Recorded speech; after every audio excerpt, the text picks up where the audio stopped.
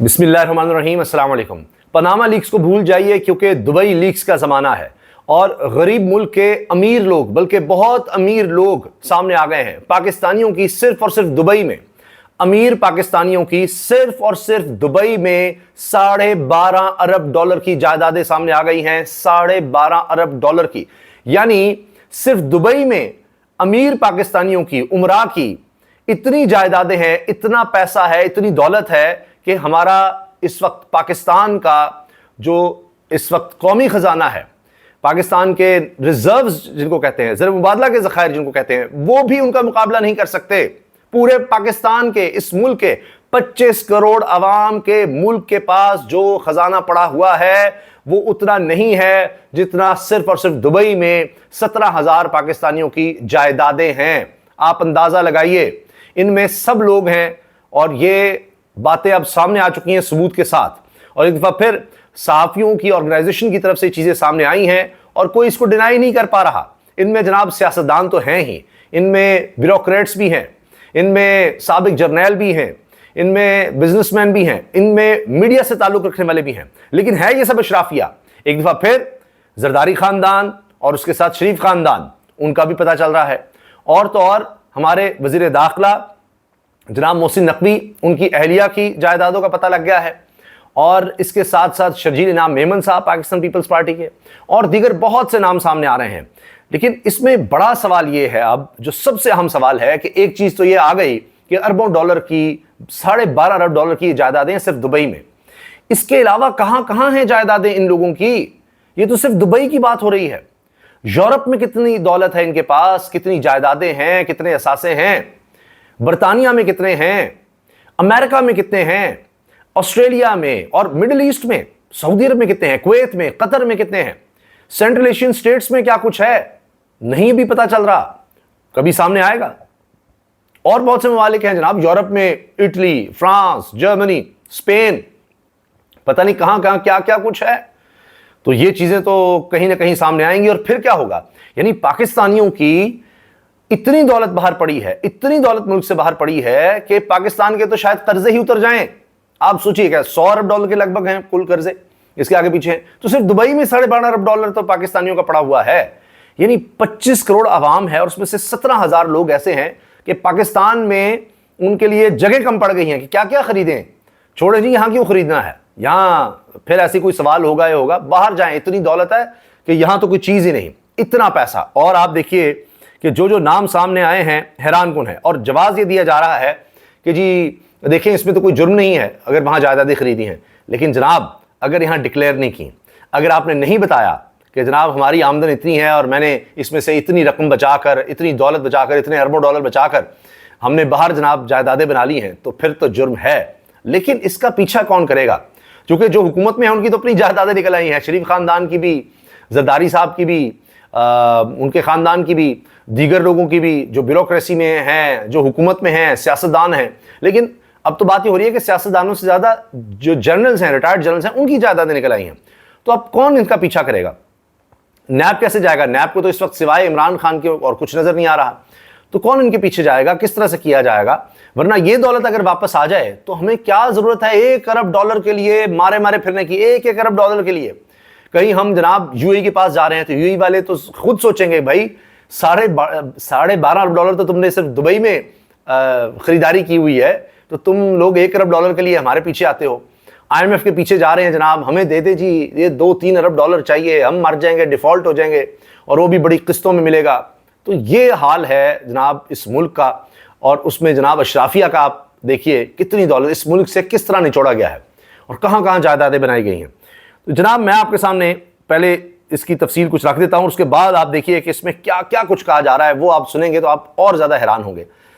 अब ये ऐसे नहीं भौंचाल आया हुआ इस वक्त मुल्क में कि वो जनाब बाबर सत्तार साहब का खत सामने आ गया कि उन्होंने बता दिया जी, मुझे अप्रोच करने की कोशिश की गई और कहा गया पीछे हट जाएं, पीछे हट जाएं। तो जब ये आया तो उसके बाद अटर्नी जनरल आए हैं, बार बार उनका पैगाम आ गया। वही अटर्नी जनरल जो कहते हैं जी मैं तो उनके चैम्बर में साथ था, हमने इकट्ठे काम किया हुआ है, अगर बाबर सत्तार के खिलाफ कुछ हुआ मैं इस्तीफा दे दूंगा। वही अटर्नी जनरल बार बार जनाब वीडियो पैगाम उनका जारी हो रहा है, जो अटर्नी जनरल कह रहे थे कि जी मैंने सब कुछ इनका खुद लिख कर दिया था और कोई ऐसी चीज नहीं छुपाई कि बाद में शर्मिंदगी हो, एक एक चीज डिक्लेयर है।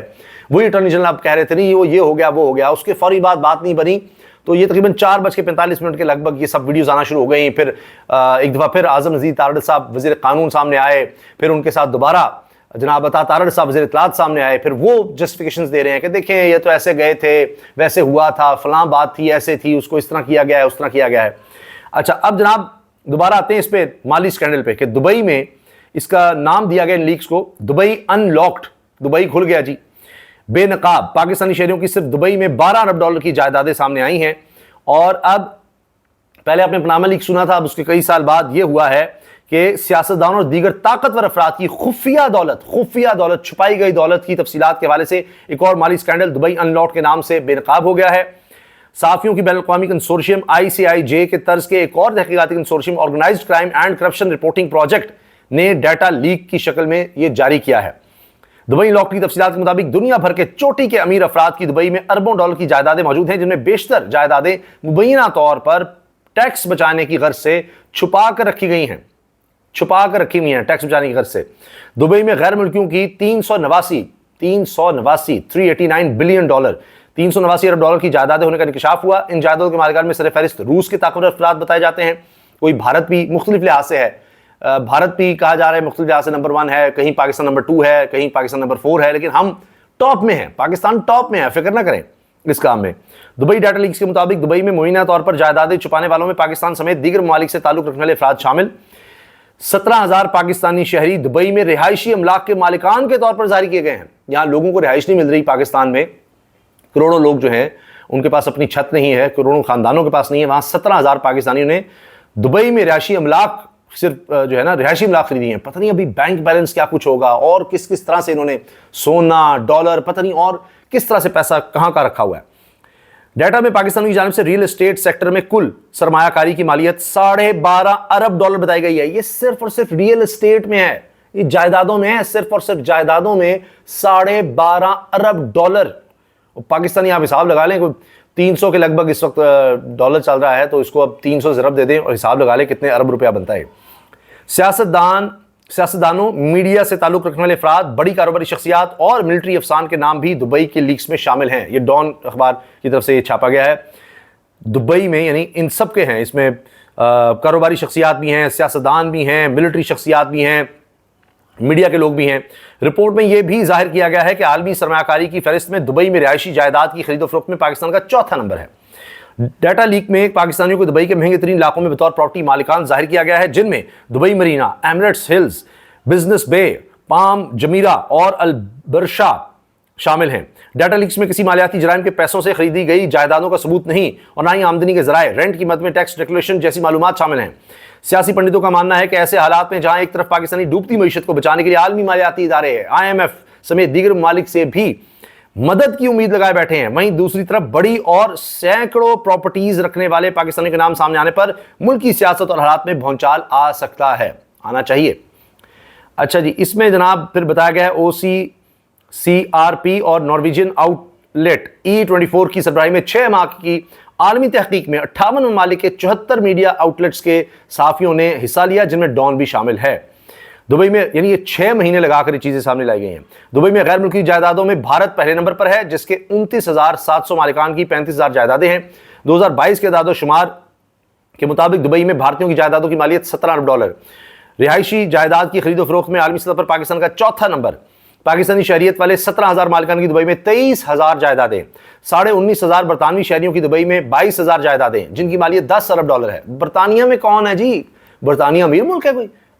छोड़ें, $10 अरब बस। यहाँ हमने सिर्फ जनाब दुबई में ही $12.5 अरब की जायदादें बनाई हुई हैं। क्या बात करते हैं आप? हमसे मांगो कर्जा बरतानिया के लोगों, हमारे पास ज़्यादा पैसा है। 8,500 सऊदी शहरी दुबई में 16,000 जायदादों के मालिक हैं, जिनकी मालियत $8.5 अरब। लो जी, हम ऐसी सऊदिया के पीछे जा रहे हैं। आ जाए जी मोहम्मद सलमान साहब, आ जाए, हमें कुछ दे दें, हमें कुछ दे दें। हमारे पास तो अपना बड़ा कुछ है, इतना तो सऊदी वालों के पास नहीं है, शहजादों के पास नहीं है, शाही खानदान के पास नहीं है। हमारे यहाँ शाही खानदान और हैं जी, उनके नाम भी सुन लें। किस किस के नाम आए जी? सदर आसिफ जरदारी के 3 बच्चों के नाम शामिल हैं। साबिक सदर मरहूम परवेज मुशर्रफ का नाम भी फहरिस्त में शामिल।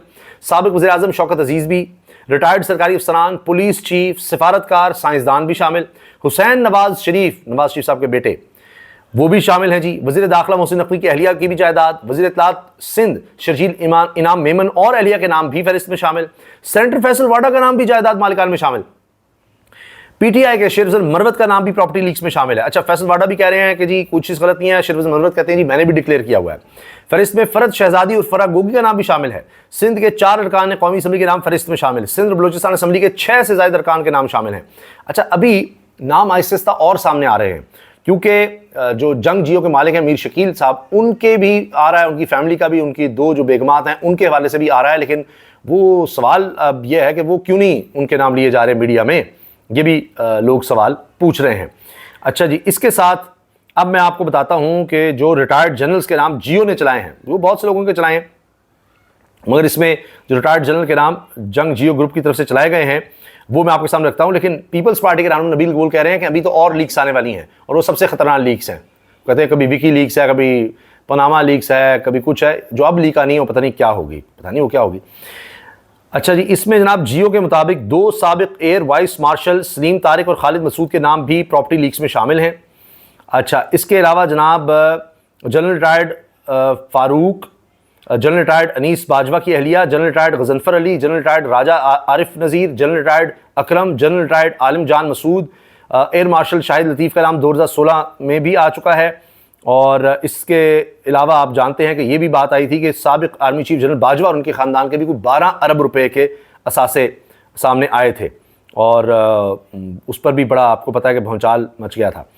अच्छा, इसके अलावा जनाब मैंने नाम आपको बता दिए, तकरीबन कोई मिस तो नहीं हो गया, क्योंकि बहुत से नाम हैं तो वो सामने आ रहे हैं।